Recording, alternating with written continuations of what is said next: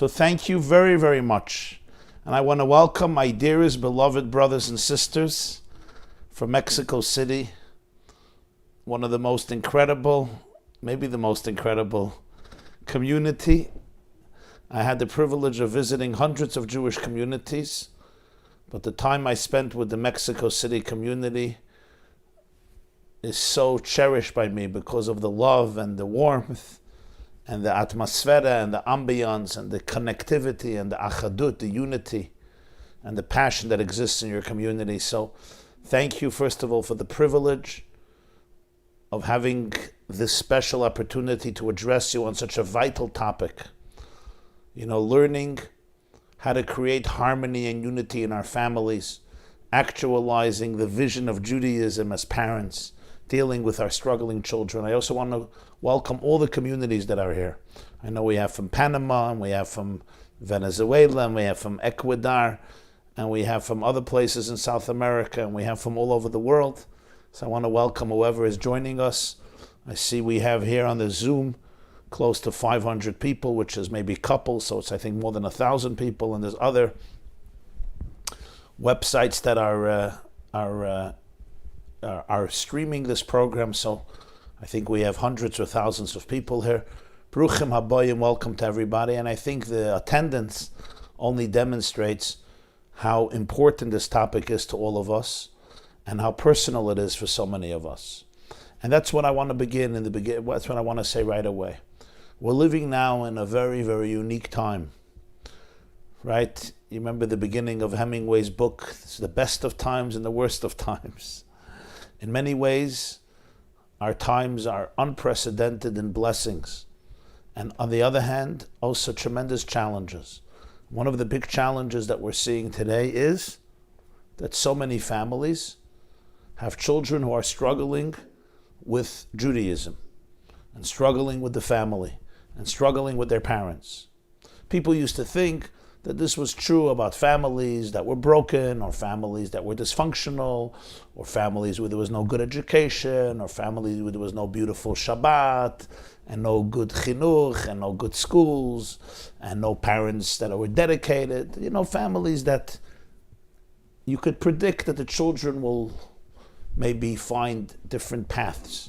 But today we see that those facts are not relevant. You have today in hundreds and thousands of Jewish families across the board, from every conceivable community, Ashkenazim and Sfardim and Yemenites and Edut HaMizrach and Hasidim and Yeshivish and Litvish and Torahic and what's called modern Orthodox and Zionistic and non-Zionistic and very yeshivish and very Hasidic. Literally the entire spectrum of the Jewish Torah community is dealing with this struggle, with this challenge.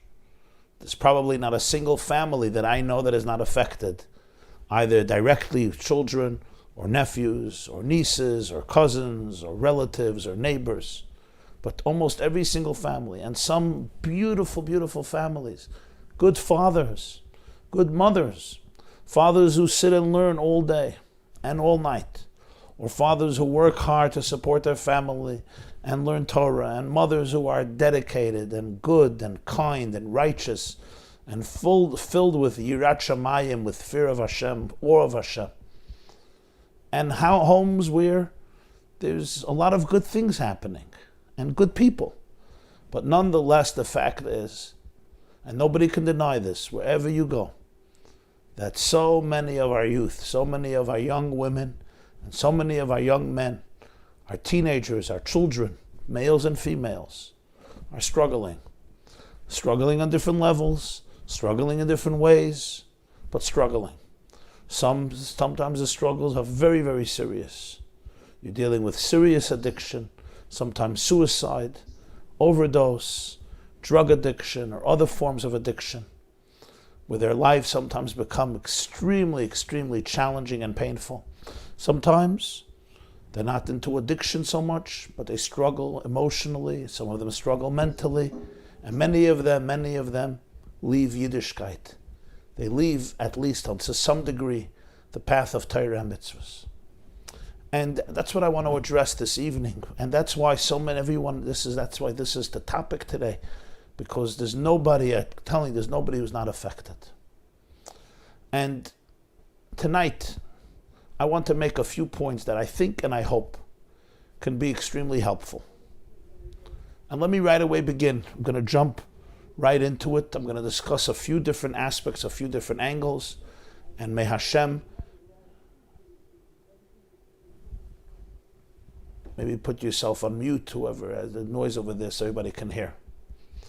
And may Hashem be with us and give me and all of you the strength that we should be able to be conduits to make the right decisions and to do the right things in this situation. The first thing I want to share with you is a story, a personal story that happened with me. I was traveling once to a community and I spoke about children and parents. And I spoke about the fact that we live in a day, in a time when the most important thing for parenting is that we have to be able to remain absolutely connected to our children under all circumstances and without any strings attached. We need to be connected to our children in the deepest way.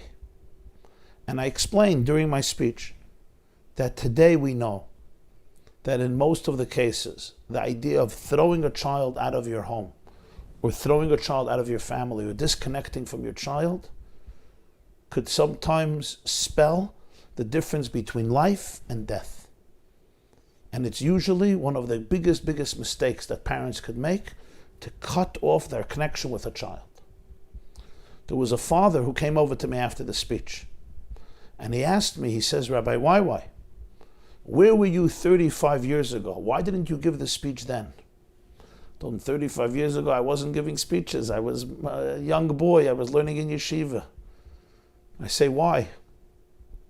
With tears in his eyes, he tells me, he says, I'm a Baal Tshuva. I come from a secular family, and me and my wife both returned to Judaism at a later stage in life. We already had children. And we moved to a beautiful Jewish community.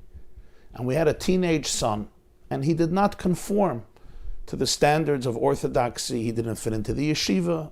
They didn't want him to stay in the yeshiva. And he didn't want to be religious. So he said, I went to somebody to consult him what I should do. This is 35 years ago. And the man told me that you have to give your son an ultimatum and tell him, either you shape up and you start living the way we expect you to live, and if not, you can't be in the house anymore. So I told the person, what am I supposed to do? He says, change the locks.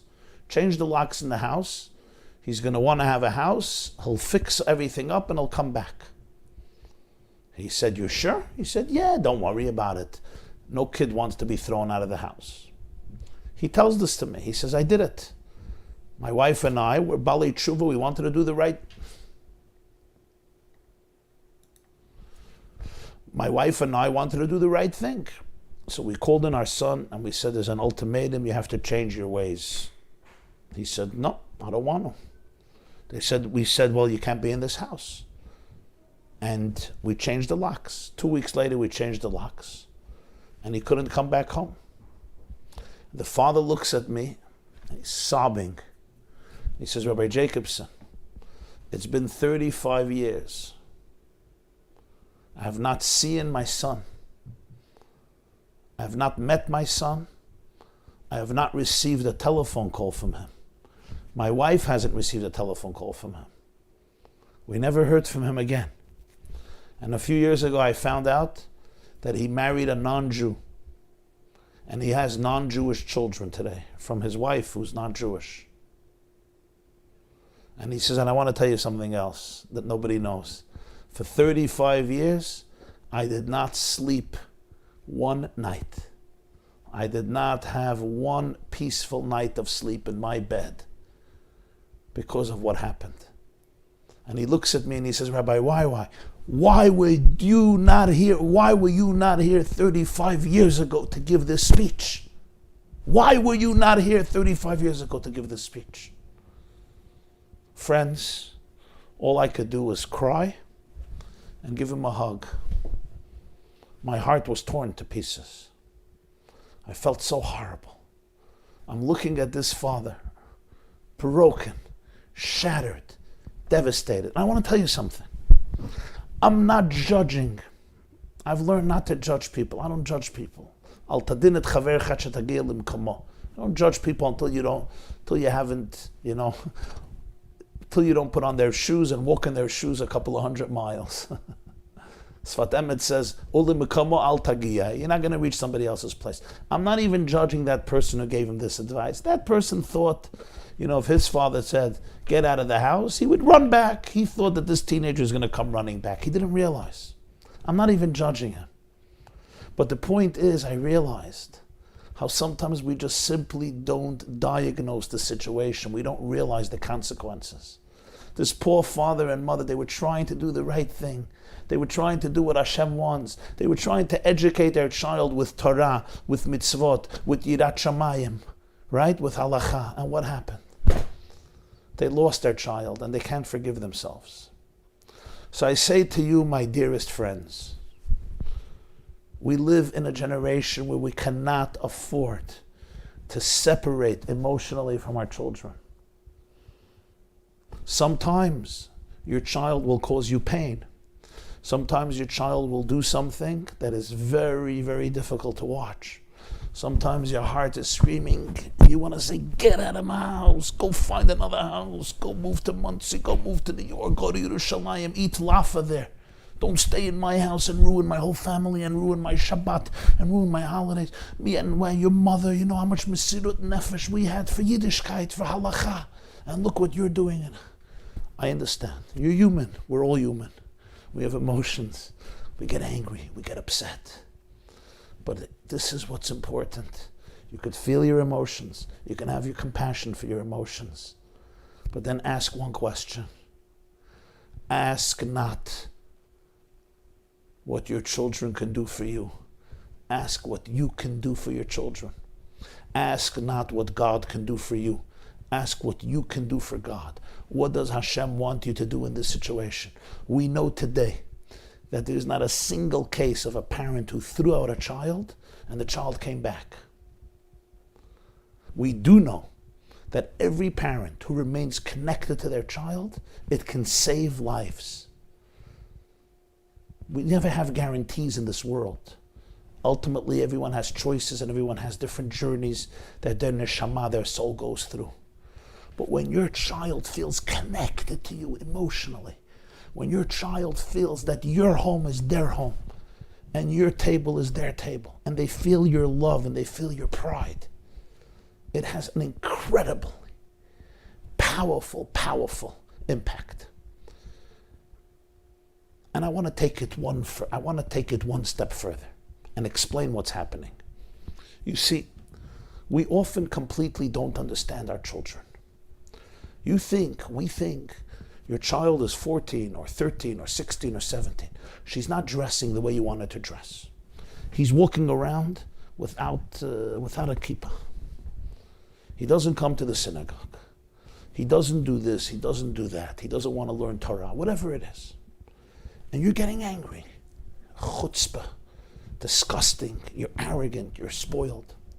But I want to tell you something.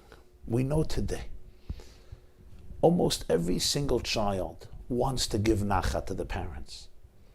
A child wants to make his mother proud and father proud.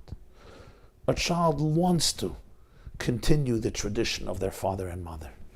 And when they choose not to, in 99% of the cases, it's because there's something that they're suffering from. There's pain. There's something that's broken.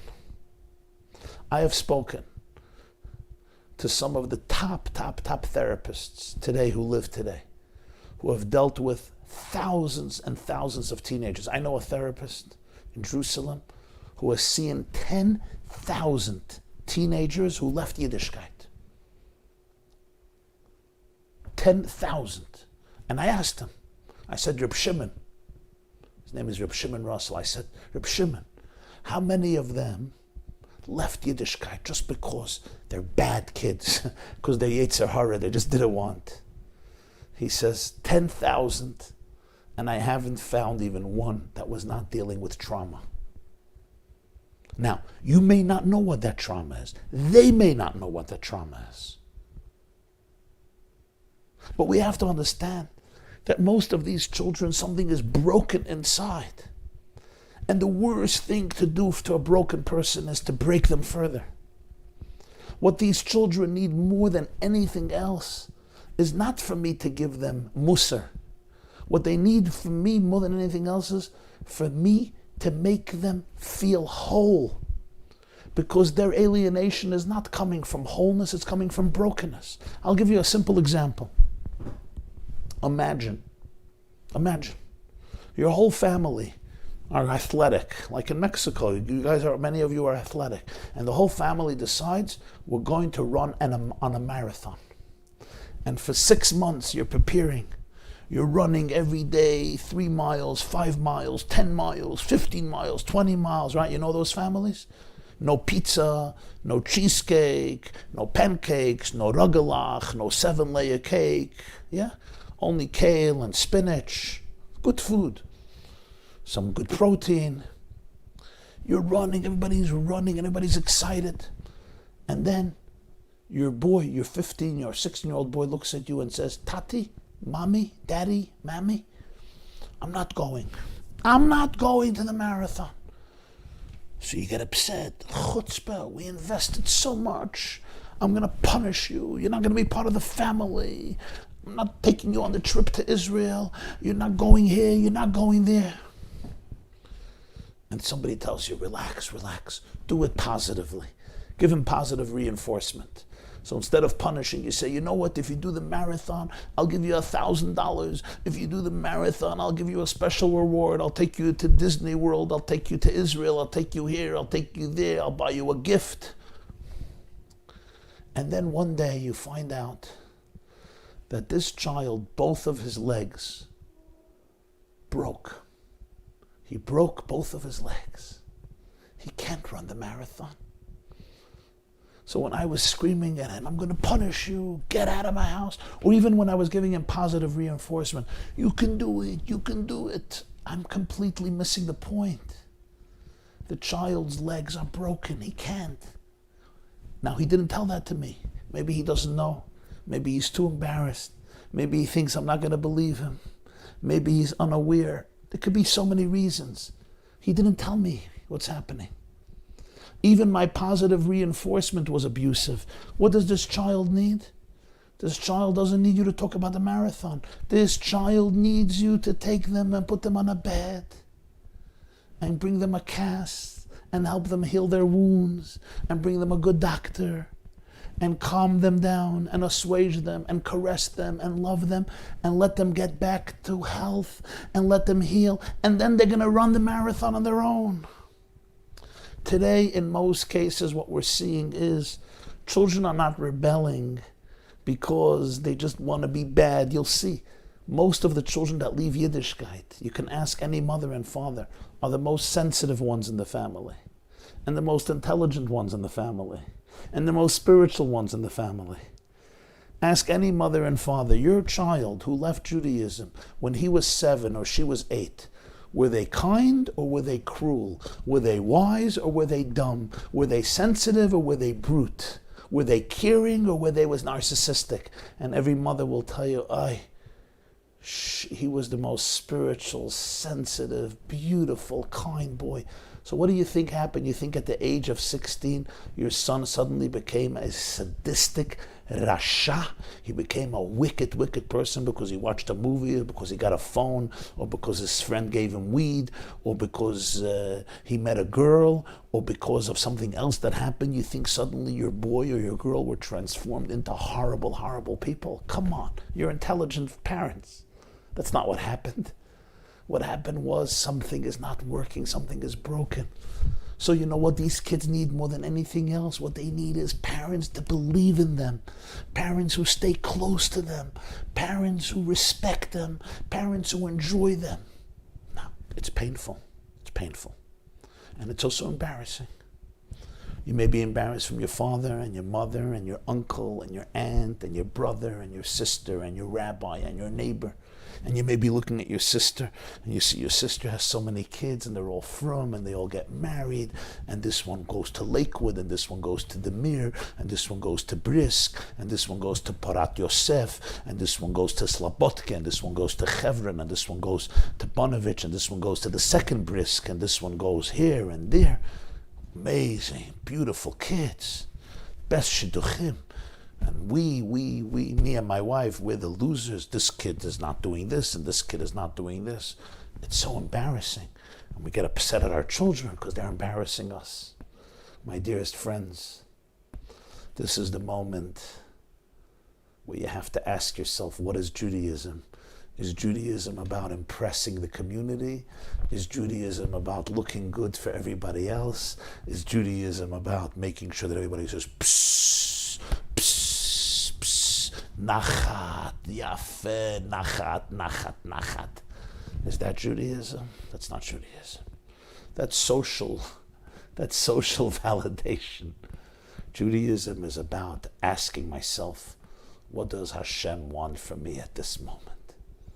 What Hashem wants from me at this moment is to prioritize my child, to be here for my child, to let go of everything else and say, I am here for my child. The Torah says in Parshat Vayigash, Yehuda speaks to Yosef, the prime minister of Egypt, and he says that he cannot go home without Binyamin because Yaakov Avinu will die, because nafsho kshura b'nafsho. The soul of Yaakov is connected to the soul of Binyamin. Nafsho kshura b'nafsho. So the Baal HaTurim, the great commentator on Chumash, Rabbeinu Yaakov Baal HaTurim, writes that there's one more place in the Tanakh the word kshura is used. One more place. In Parshat Vayigash, v'nafsho kshura b'nafsho, one more place. We're in Mishle, in Proverbs. The pasuk, the verse says, Ivelet kshura b'lev nar. Ivelet is iniquity, crookedness, folly, stupidity is tied up. It's bound up. It's it's etched. It's embedded in the heart of the youth. So the Baal HaTurim says, what's the connection between the two keshuras? Why in these two verses does the Torah use the word keshura? Baal HaTurim gives two interpretations. His second one is fabulous.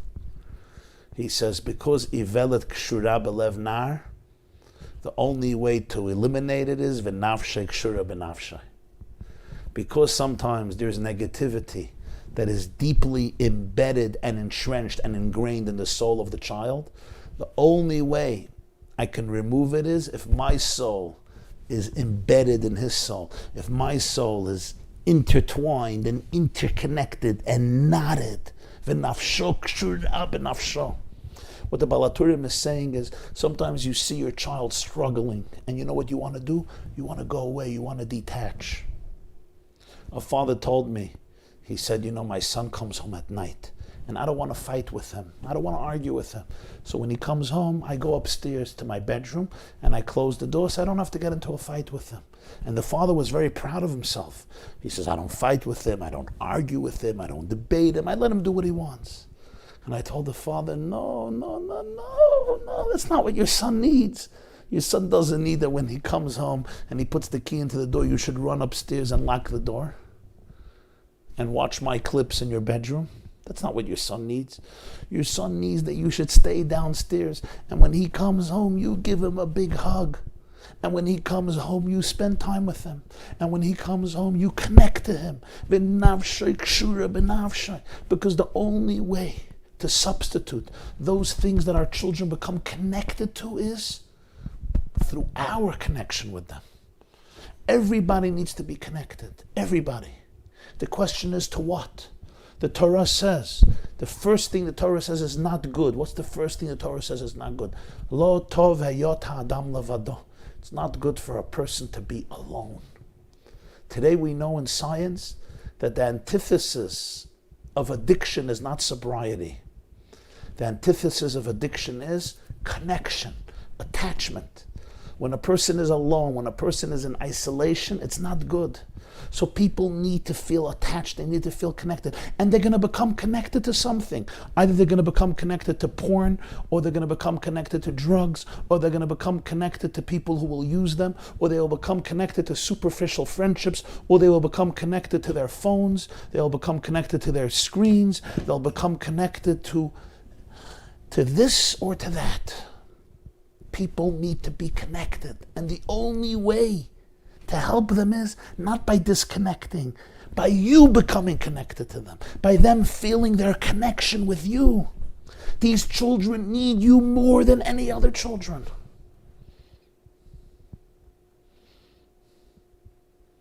They say about the Satmar Rebbe, Rabbeinu Yoel Teitelbaum, Zecher Tzadik Livracha. One of the principals in Satmar said that he once came to the Satmar Rebbe and he said, we have a problem. He says, what's the problem? He said, we have a class in yeshiva. All the boys are good. They learn, they pray, they're very good. But there's 2 boys who are really not interested. They're just not interested. And they're going to ruin the class. What should we do? We want to expel them. So the Satmar Rebbe said, what about the other boys? He said, the other boys are mwah, mwah, mwah, mwah. They're amazing. He said, the other boys need you. If you wouldn't be there, would they be good? He says, yeah, they're just good kids. So Satmar Rebbe said, so this is what you should do.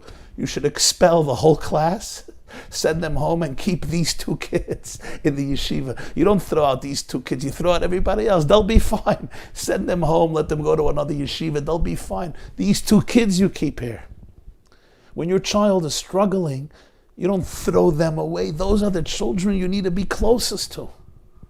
Now it's hard because you may have a whole family and you have other children and you're afraid that they're going to influence the other children.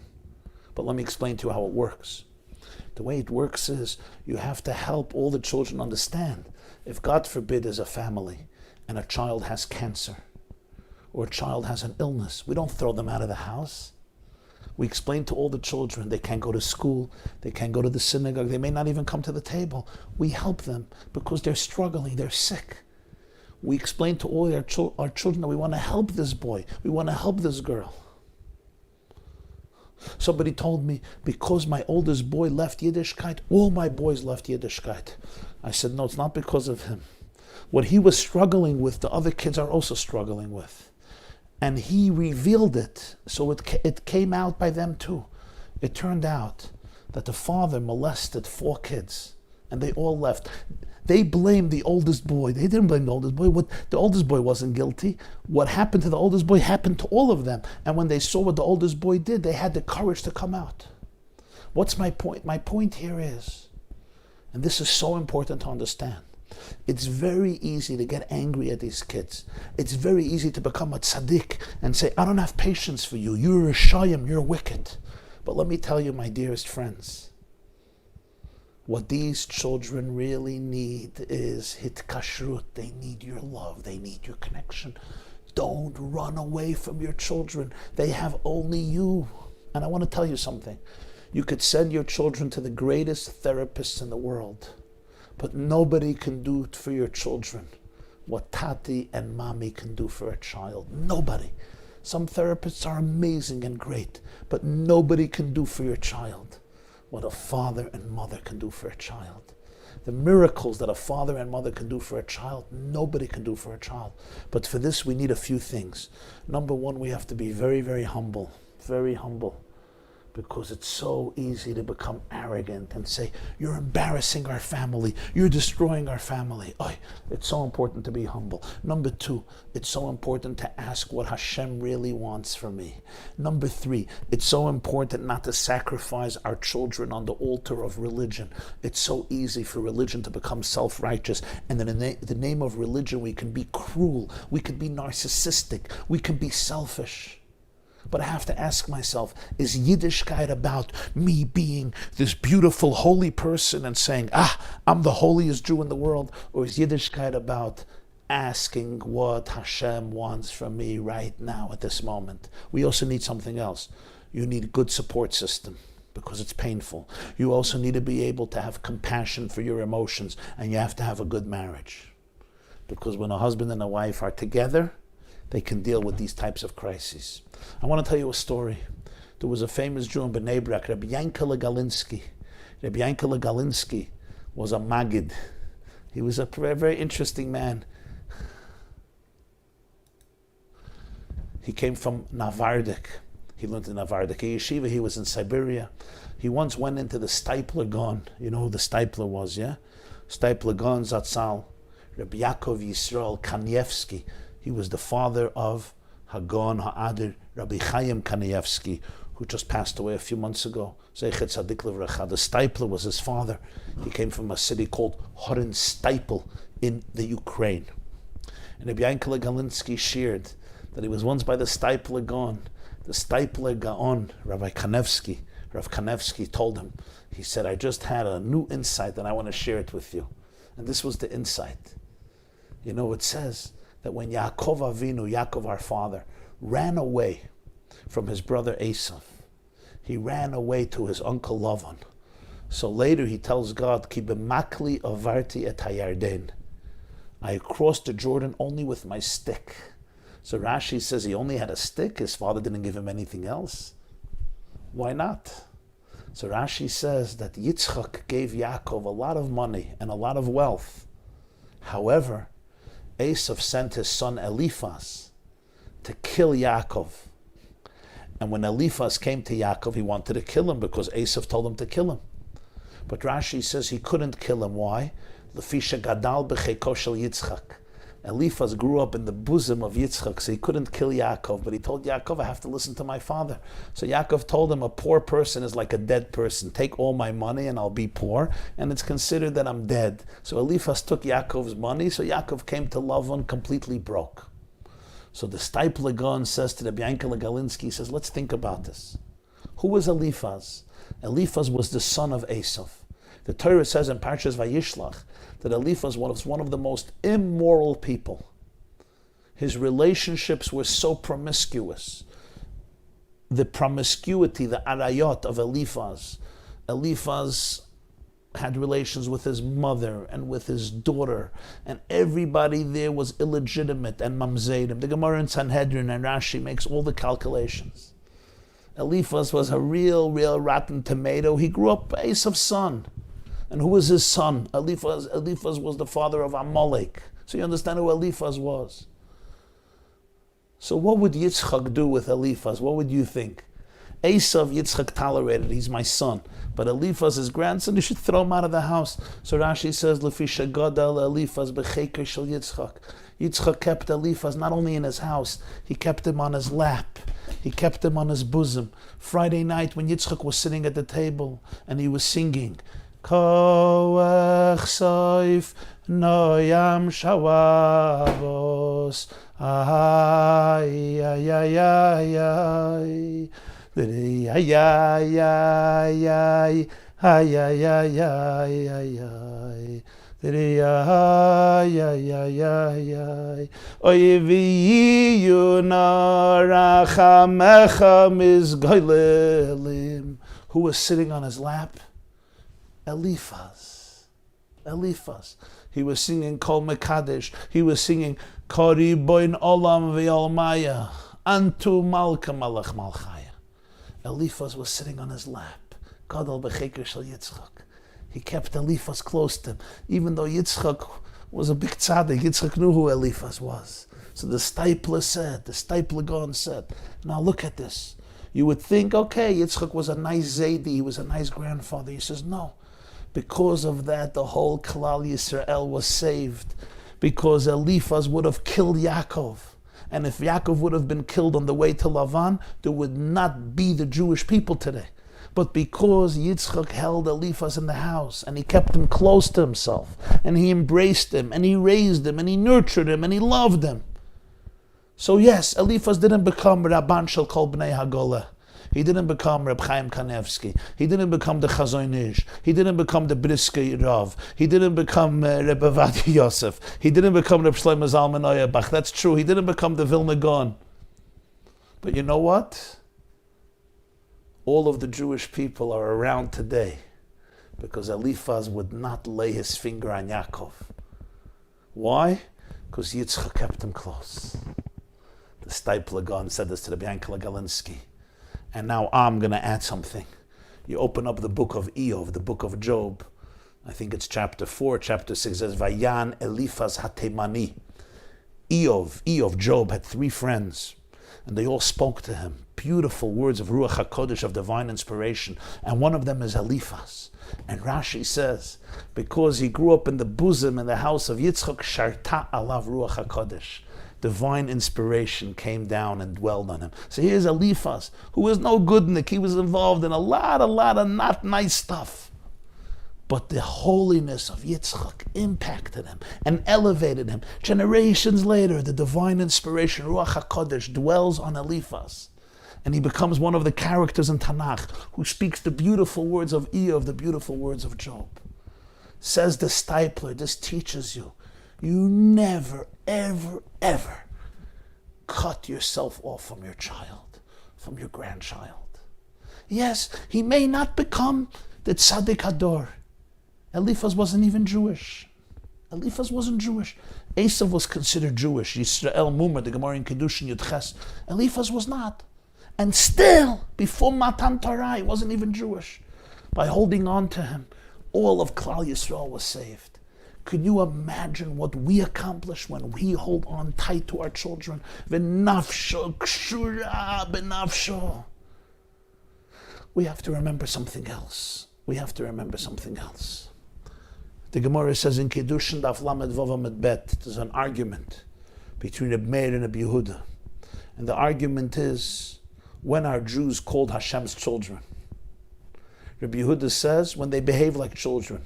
When they don't behave like children, they're not called children. Reb Meir argues with Rabbi Yehuda, and he says, Bein kach u bein kach atem kruyim banim. Whether you behave or you don't behave, you're always called Hashem's children. Banim atem l'Hashem Elokeichem.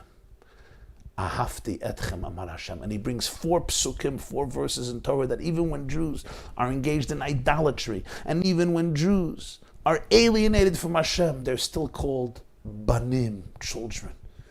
Shichet lo banav.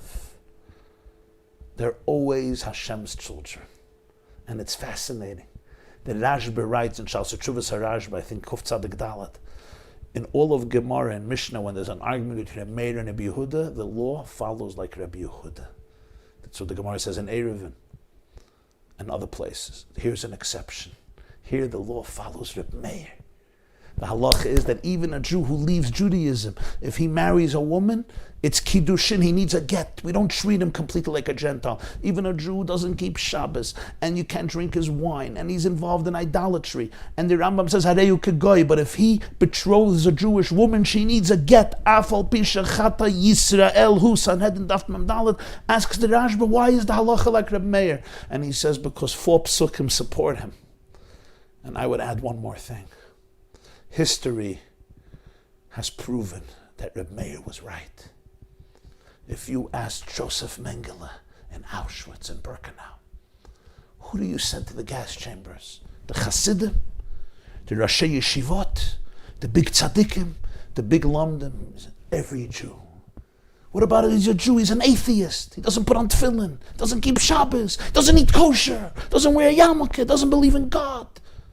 Didn't open up a Gemara in 25 years. Doesn't know doesn't keep Yom Kippur. Joseph Mengele would say, he's Jewish. Gas chambers. History validated Reb Meir, bein kach u bein kach, atem kruyim bonim. In Auschwitz, they didn't ask, what type of yarmulke do you wear? What type of hat? Which nusach do you daven? How long does your payas or your beard? Do you wear shtreimel on Shabbat and a long kapota, a black coat, or do you wear a suit? Do you wear a tie? You were Jewish, you had to be murdered. Our enemies understood that every Jew is holy. Every Jew is holy. As the great Kabbalists and mystics say, the soul of a Jew is a chelik eloka mima'al mamash.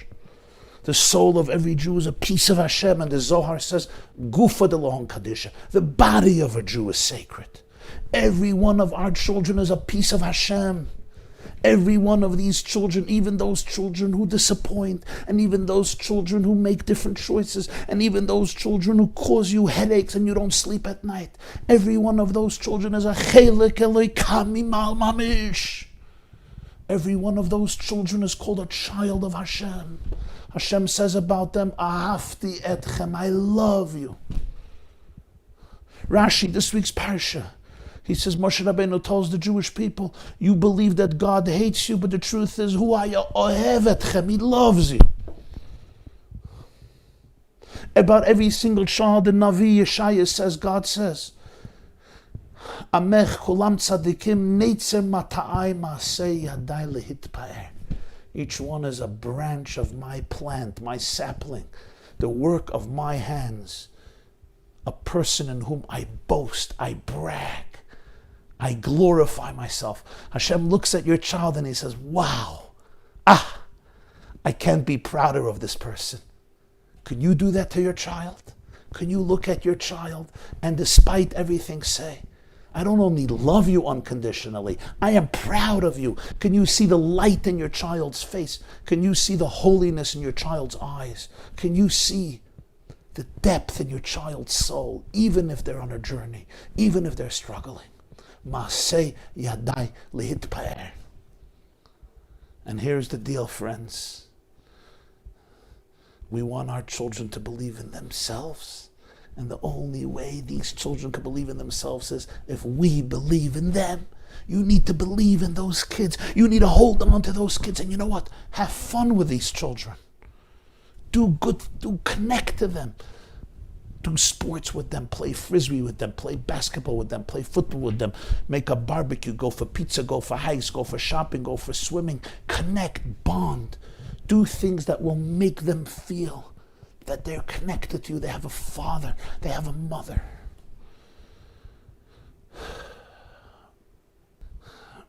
I want to conclude with this final thought, and then we'll open up the floor to questions.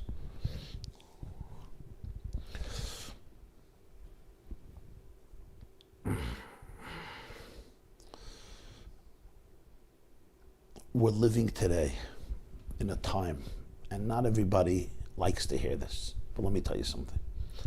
These children will make you much better people. These children who are putting you through the ringer will allow you to become real Jews. And I want to explain what's happening.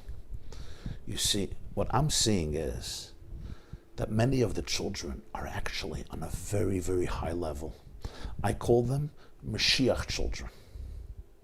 They are children who cannot deal with Judaism that is superficial, that is intellectually dishonest.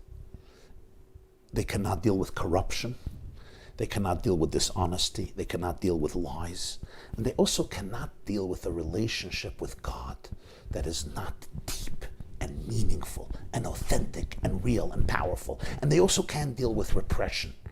They don't like when we repress things and we don't talk about things and we're not honest about things. These are very, very sensitive children. These are children whose souls belong to the era of redemptive consciousness of Geula, and therefore they need a real, authentic, deep relationship in a way that we might have never experienced Judaism.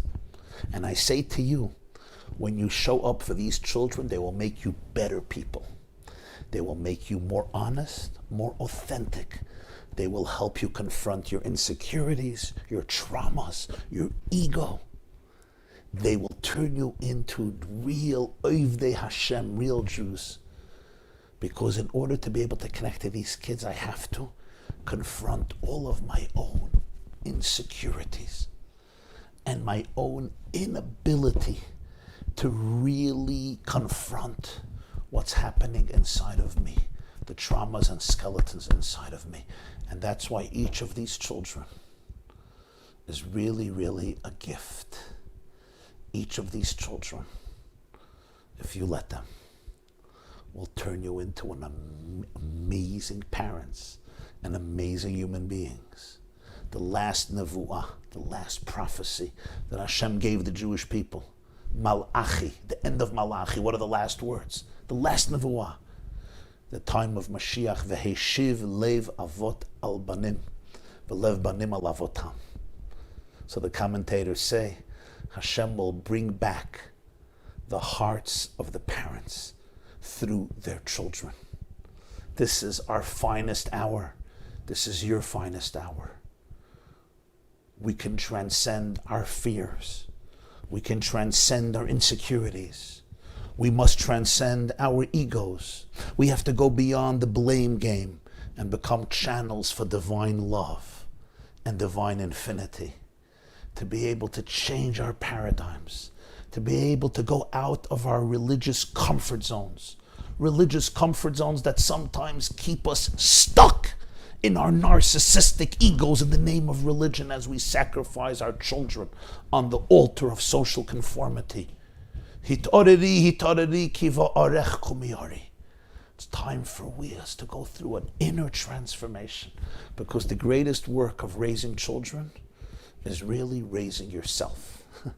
You want to know what the real work of educating children is? Educating yourself, educating myself, going deeper into myself and seeing what is my resistance, what is my fear, what is my struggle, why am I holding back, why am I frozen?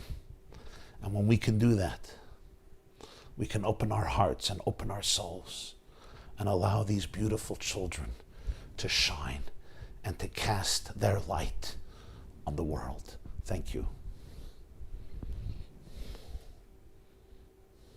Rabbi, it's an unbelievable question. As parents, what are we supposed to do in our ignorance? So here's the first thing, let me just tell you. Whenever you're dealing with a child who's struggling, I'm saying this to you on a very, very personal note, only take advice from people who are experts in this area. Just like you don't go to a dentist when you have stomach pains, and you don't go to a cardiologist for neuroscientific expertise. Sometimes people go for advice to people who are wonderful people, but if they are not well versed and well aware of this whole sugi, of this whole parsha, of how to deal with it, they may be wonderful people, but their advice may be terribly, terribly off. So just be very careful. Make sure you're going to advise the people who have real experience. I don't mean experience with one person or two people. People who have dealt with this for years. They know what works, they know what doesn't work. Because people can give the most genius advice, but if this rabbi or this rebbitzin or this great person did not have a child who struggled, he doesn't know. He doesn't know. It's not his fault. He simply doesn't know. So this brings me now to the question, what do we do? The first thing we have to realize is that we often just don't know anything. And that's why it's so important as our children grow up to be alert, to be present, to notice what's going on. Trauma comes in different ways. There's children who are molested. That's very serious. Children who are abused physically, sexually, emotionally. Sometimes for many months, sometimes for many years, sometimes through a member in the house, a sibling, a grandparent, an uncle, an aunt, a babysitter. A first cousin comes for Shabbat. A first cousin comes for Shabbat. And 10 o'clock at night, you're having the meal, and he takes your little sister, your little daughter, your little son. We never know. Sometimes siblings can do it. So it's so important to be able to be connected to each one of our children, to notice what's happening as they grow up. Remember, there's also different types of trauma. There's what's called today developmental trauma. A child who's in the classroom for years and the child feels like a loser, even if nobody insulted him and nobody beat him and nobody molested him or her. But sometimes this child feels so much pain from their connection with this place. And as a result of that, they're going to shut down. They're going to become disconnected. They're going to go offline. So we have to always be alert and aware of what our children are going through. Our children are very sensitive today. And some children are very sensitive, uniquely sensitive. We call them HSP, highly sensitive people. Now, you may not know anything, and suddenly your child is 15 or 16 or 17, and you start seeing things. So the most important thing is, don't react from a place of anger and from a place of ignorance. You need to realize that maybe this child went through something or is going through something, and we need to be able to be there for them. Now, when they're so young, they may not be able to talk about it. They may not even know. It may be repressed. It may be subconscious.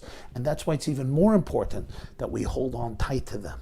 It's important that they feel connected to us. It's important that they feel safe. You see, every child needs the 4 S's. Every child needs to feel safe in that home, secure, seen, and soothed. Safe, secure, seen, and soothed. Very, very important. That gives a child healthy attachment. And when they grow up, they can develop healthy relationships. If they didn't have that, if they didn't feel safe, if they didn't feel secure, if they didn't feel seen, if they didn't feel soothed, they may have attachment that is very wounded, and it's going to translate later in their relationships, in their friendships, and in their marriages. So we need to make sure that as they grow up and they're struggling, they feel their safety. They feel they're secure. They feel that we see them and that we can soothe them. And then hopefully we can help them feel that connection and attachment. So we don't become the enemies. They don't have to fight us. If you fight them, you become the enemy. And now all their anger comes out at you. But if their parents are their greatest allies, they don't have to fight you. You're there for them. And when you're there for them, what happens is as they get older, they could look inside and see, what's going on in my life? My father and mother are not the worst people in the world. And then they could slowly seek the help that they need. Sometimes it takes time. Not the 16-year-olds don't usually go to therapy successfully. Thank you. How do we make the differentiation? How do we decide what to do? Excellent question.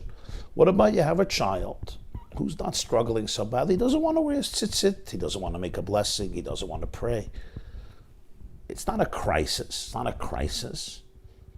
What do we do? Excellent question. And the answer is as follows. There comes a certain age in life where we can't just throw out commandments on our young children and hope they're just going to jump and say yes. Once they're getting older, once they become teenagers, ultimately, they have to make their own decisions. And our job at that moment is not to control them, because you can't. You can't. At some point, another month, another year, they're going to be independent. So my job at that moment is not to control and not to get angry. My job at that moment is to bond, to connect. I want to be able to be close to them so I can inspire them. I can model behavior for them. I could be close to them. We can have conversations. We could connect in a deep way. That's the most important thing. The fact that you could scream at your 14-year-old and say, put on your tzitzit, and if you don't put on your tzitzit, get out of the house. Okay, maybe he'll listen, maybe he won't listen. But what are you going to do when he's 15 and 16 and 17 and 18 and 21? What are you going to do then? So we have to realize that at some point, as they're getting older, we need to go away from the mode of control. I control and you do what I say. Now, I know it's hard, especially for many of us. We grew up in houses. Papa says and you do. Mama says you do. Right? You do. I don't care what you're feeling. I don't care what you're thinking. I know a lot of us grew up in such homes, but let me tell you something.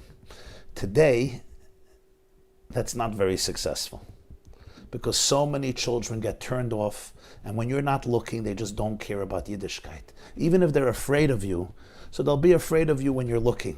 When you're not looking, they don't care for it. You want your children to be really connected to Torah. You want your children to be really connected to Yiddishkeit.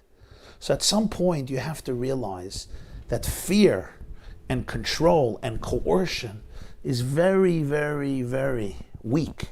It doesn't have real power. What does Rashi say in Ba'alotcha? Shetehei shalhevet ola me'eleha. You want the fire to burn on its own, even when you're not there. And therefore, I want to inspire my child to wear a talit katan. I want to respect him.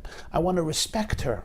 I want them to be able to make their own decisions from a place of strength. And the best way to do that is when they feel connected to you, when they feel close to you, when you can have conversations, when you can discuss things, when they can ask questions, when you can share struggles.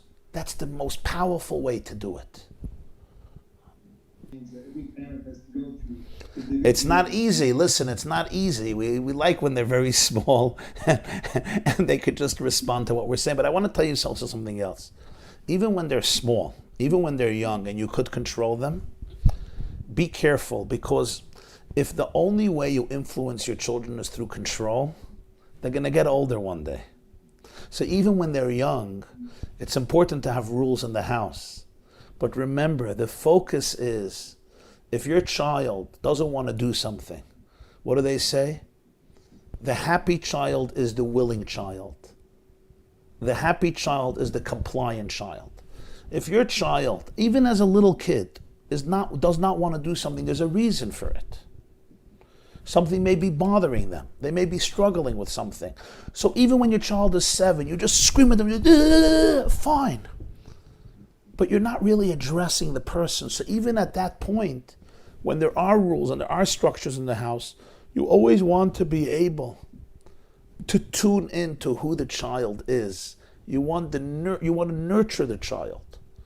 You want to be able to identify who they are, what their strengths are, what their weaknesses are, what they may be struggling with, and how you can help them shine. You want to help them take responsibility for their life, even when they're young. Of course, in a different way. Every age is a different process of chinuch. But the point of education is never, I control and you just do what I say. The point of education is to be able to help the child navigate their own emotions, to be able to help the child understand their own strengths, to be able to help the child deal with their own challenges, with their own conflicts, with their own tension, with their own anxiety. And how do we do that? We never do that by just setting down rules irrelevant to what they're feeling. We do it by creating rules and structures that the child could celebrate, that help the child come out. The rules are here to help a child. The child is not here for the rules. The rules are here for the child. We sometimes make a mistake. We think our child is here to fulfill the rules. No, the rules are here to be able to help the child bring out their light. So this is true about all ages, but especially as they get older, our whole model of education has to change. Is anything that I'm saying make sense? Yes. Anybody agrees with this, or you think this is just liberal garbage? We can do it again. Listen, my friends, I just want to tell you something. You know, very often we have a certain way in which we're used to doing things, and it's very hard to change. And we say, this is what Hashem wants, this is what the Torah wants, this is what the Rabbanim want, this is what the Gedolim say, this is how to do it, and that's it, and don't change it. But my friends, very often what we call religion and Torah is really our comfort zone. It's just what I'm used to, it's what I'm comfortable with, and sometimes it's my ego, sometimes it's my insecurity, sometimes it's my fear. So we have to be ready to really challenge ourselves and really grow and really ask ourselves, what do our children really, really need in today's times? Because let me tell you something, your children are very deep, they're very smart, and they're very special. When you respect them, they will respect themselves. When you believe in them, they will believe in themselves. When you empower them, they will become empowered. When you will talk to them and talk to their hearts will open up. If you try to manipulate them and control them and overpower them and exploit them and just force them into obedience, they're going to shut down. You know why? Because our children today are creme de la creme. They're the best of the best. They want real relationship with Hashem. They want an authentic relationship with their parents. They want a deep relationship with Yiddishkeit. They don't want superficial relationship. They cannot deal with people who don't talk honestly. So today we have an opportunity to grow tremendously in our Judaism and to develop relationships that are much more authentic and much deeper.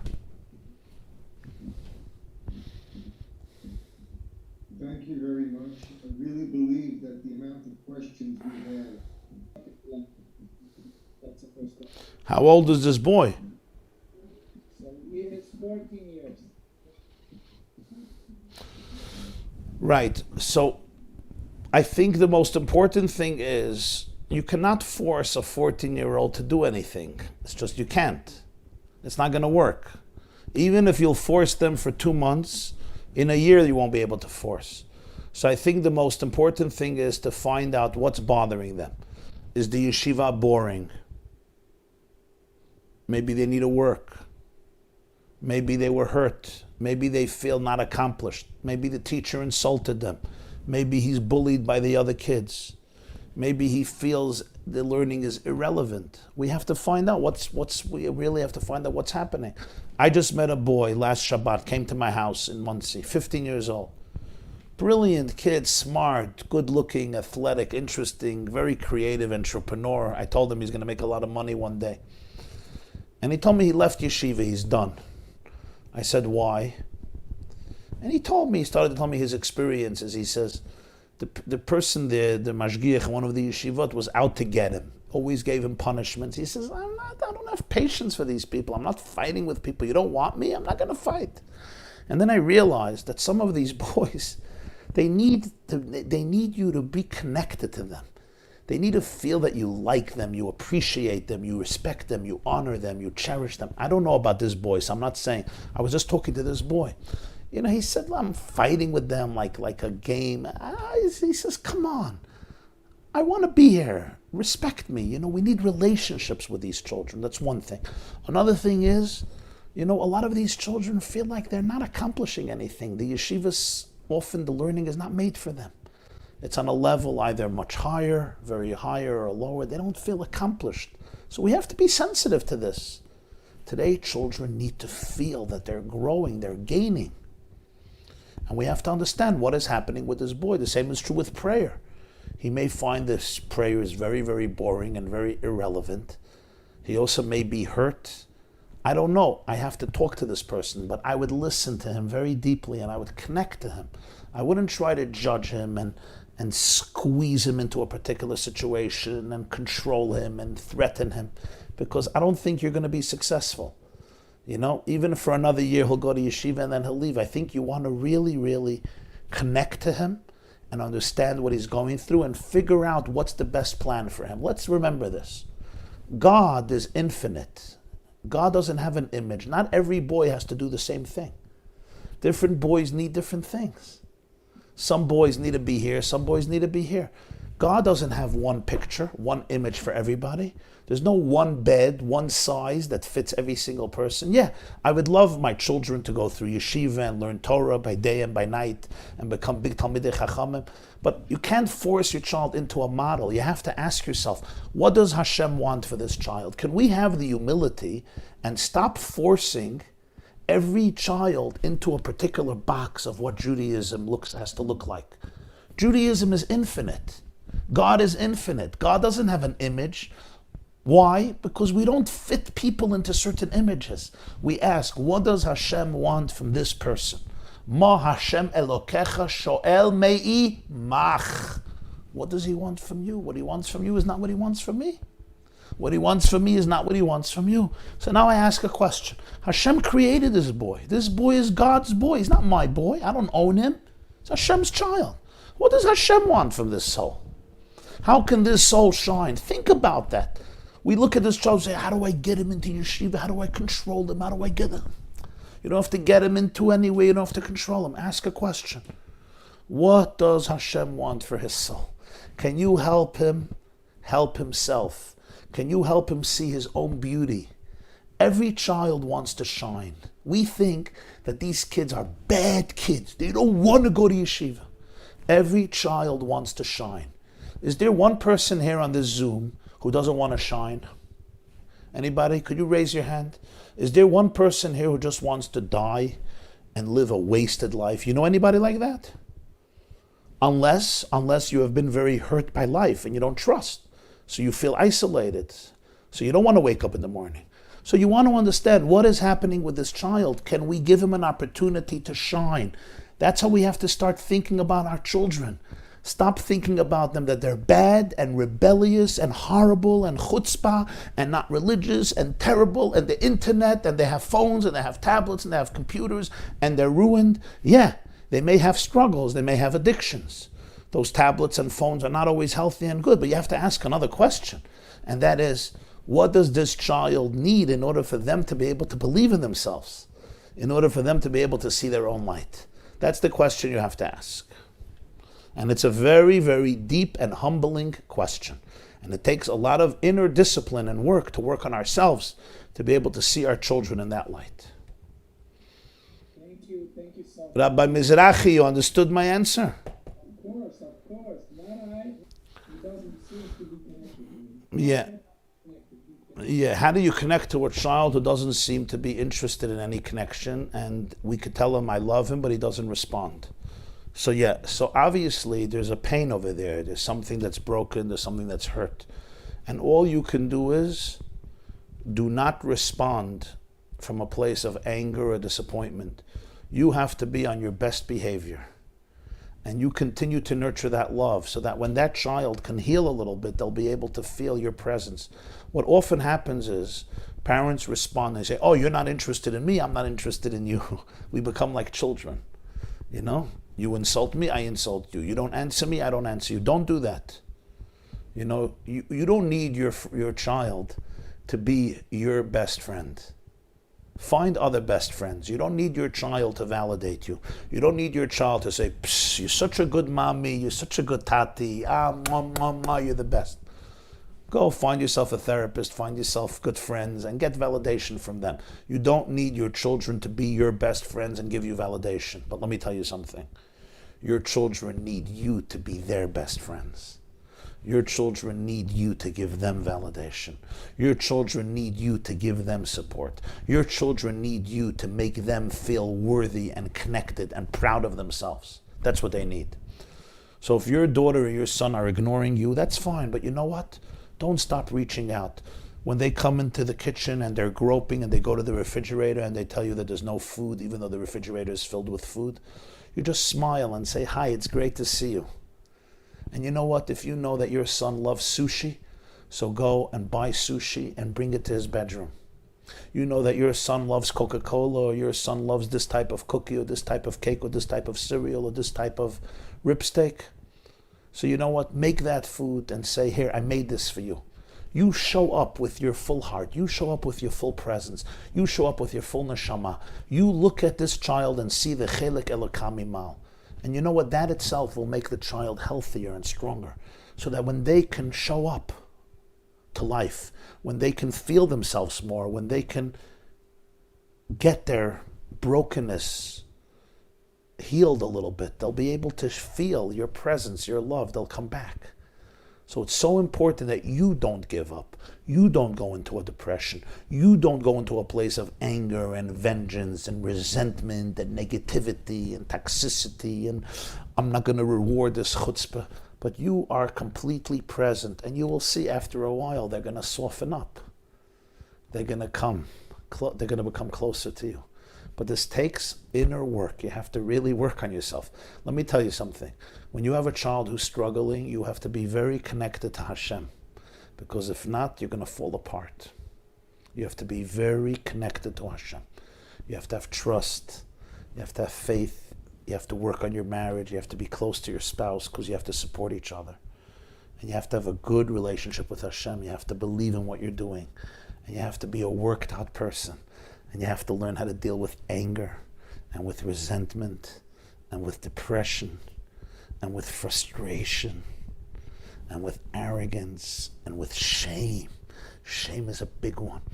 Your mother's going to come to the house, your father's going to come to the house and say, what's this chutzpah? Smack him up, smack him up. You stupid parents, you don't know how to educate your kids. There's always going to come somebody to your house, right, an uncle, and say, you're stupid parents, you spoiled brats, the new generation, Frask, pow, pow, pow, pow, like the good old days. Everybody smacked us. Everybody came out perfect. And these rotten kids, nobody smacks them. Everyone keeps them in the house, teach them a lesson. You stupid father and mother, who you listening? Who you listening to lectures? You're listening to Rabbi Y. You're listening to Avi Fishoff. You're listening to Shimon Russell. That's your problem. Listen to me. Listen to me. Right? You guys know what I'm talking about? Listen to me. I'll tell you what to do. You throw them out of the house. They don't like it, fine. Let them get another house. Now, I'm not judging them, but you have to have confidence. You have to say, listen, I don't want my daughter to start cutting herself. I don't want my daughter to start cutting herself. I'm going to tell you a little story. We'll finish with this. A few months ago, I was at the Shabbaton of Kesher Nafshi. Kesher Nafshi is an organization that was founded by my friend Rabbi Gedalia Miller, together with Rabbi Russell and Avi Fishoff, to help parents who are struggling with their children. They have Kesher Nafshi today in Israel. They're doing a convention in a few weeks in Israel. They're doing in America. They do a lot. They did in Europe. They did in Ukraine last year, Mezhebush. In any case, not long ago, one of the conventions, one of the fathers shared something. I want to tell you something, okay? This is a Hasidic father from a very, very Hasidic community in Brooklyn, New York. Very Hasidic.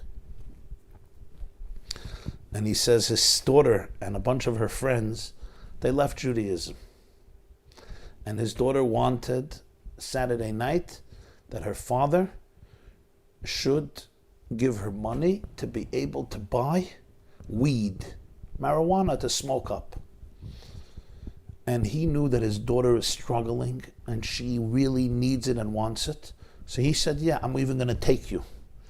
And he would take her every Saturday night to the dealer and he would buy the weed for her and give it to her. Every week. Every single week. And she was a very broken girl. She had a lot of issues. And years later, she came back to Yiddishkeit, and she was happier, and she was healthier. And she told the father, she said this, you were the only father who said yeah. All the other fathers said no. I'm not going to give money for this. Crazy? You're crazy? You know what the girls did? Every girl. The girls all became prostitutes. They all sold their bodies, and they had their bodies be with men and got money and bought the drugs. The only one who didn't sell her body for prostitution is me, because my father came and paid for it. Now I want to explain this to you.